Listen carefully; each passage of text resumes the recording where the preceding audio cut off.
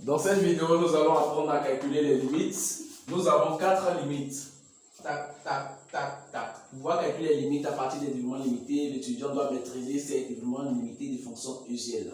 Donc ici, on n'a pas mis tout, mais on a mis quelques développements limités à connaître par cœur. Donc nous allons commencer avec la première limite.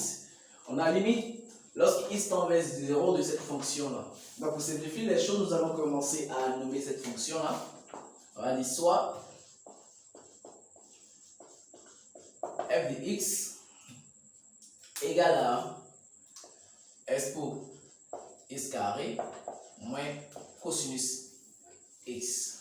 Donc qu'est-ce que nous allons faire? Nous allons d'abord chercher un développement limité de ça. Ensuite, nous allons diviser par x carré. Donc quand on regarde cette fonction-là, on voit que dans cette fonction, on a deux fonctions. On a une fonction de type exponentielle et une fonction de type trigonométrie, précisément cosinus. Donc l'étudiant, pour pouvoir connaître un développement limité de la fonction n de x, il va se référer à ce développement limité usuel. Donc ici, on voit qu'on a un développement limité de expo x. Donc ici, lui, il a quoi? Expo x carré.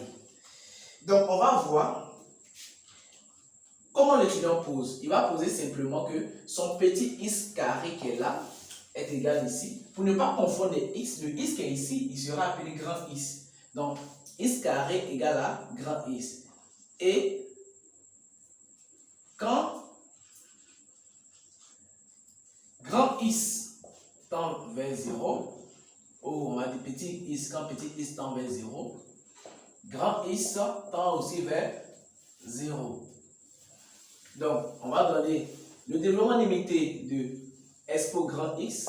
Je dis c'est ça, seulement on récopie, simplement mettant grand x.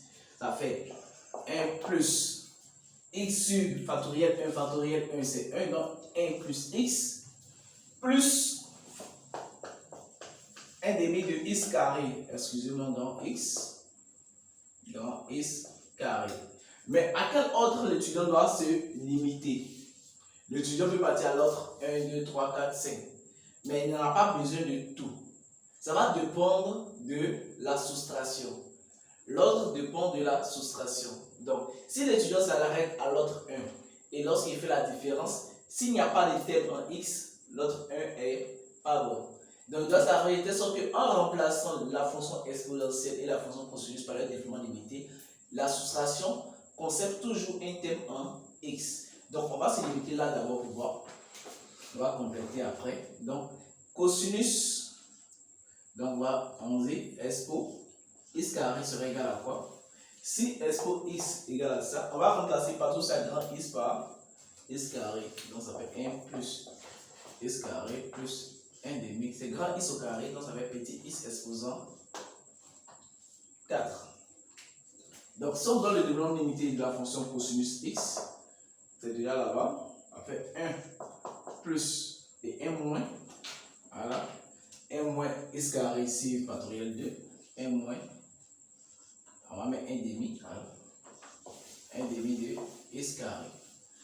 Est-ce que l'étudiant doit continuer? Est-ce qu'il doit continuer? Remarquez, il doit faire quoi? Expo x carré moins cosinus x. S'il s'arrête à l'ordre 1, l'ordre 0, 1 moins 1, ça donne 0. Donc, il n'y aura pas de terme x dedans.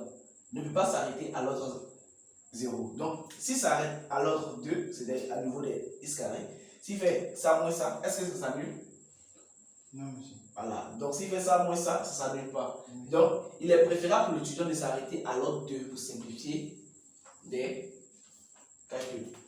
Donc, en commençant l'exercice, l'étudiant ne peut pas savoir par défaut s'il va s'arrêter à l'ordre 1, l'ordre 2, l'ordre 3, l'ordre 4, il ne sait pas.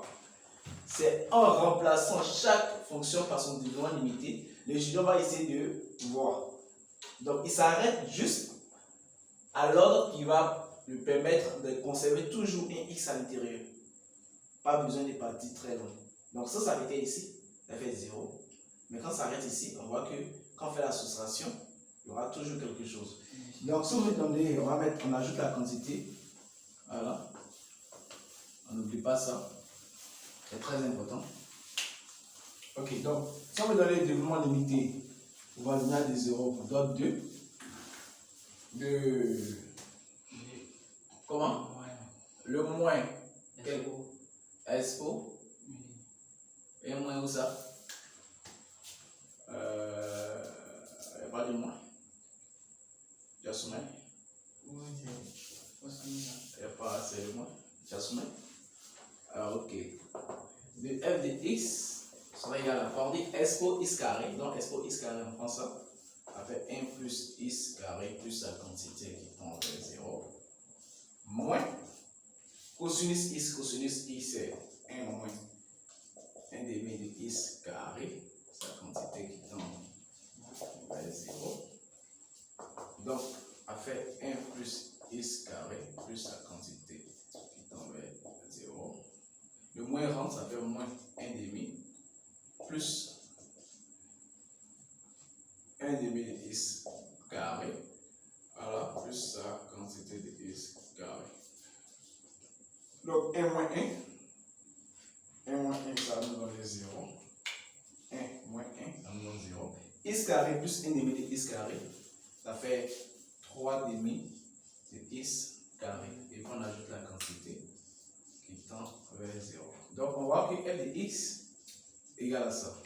Or, nous on veut ça sur ça, donc c'est f de x sur x carré. Donc on va le mettre ici. La limite, lorsque x tend vers 0, de expo x carré moins cosinus x sur x carré égale à quoi? Ça on a trouvé quoi? Ça c'est tout ça là. Donc c'est 3 demi de x carré. Ça on n'a pas besoin de mettre ça puisqu'on en a 0. En 0, celui-là fait quoi? 0. Monsieur. 0. Voilà, donc on prend juste la partie entière. Donc sur x carré. Alors, je vais la limite. Après limite, lorsque x tend vers 0, de 3 demi de x carré sur x carré. Mais x carré se simplifie, il me reste 3 demi. Donc la limite est égale à 3 demi. C'est compliqué, il y a des questions? Non, monsieur. Ok, donc on va passer à la deuxième limite. Cette limite. Bon, je pense que c'est identique, hein, tu as répété. Donc ça, on va pas faire ça, c'est identique.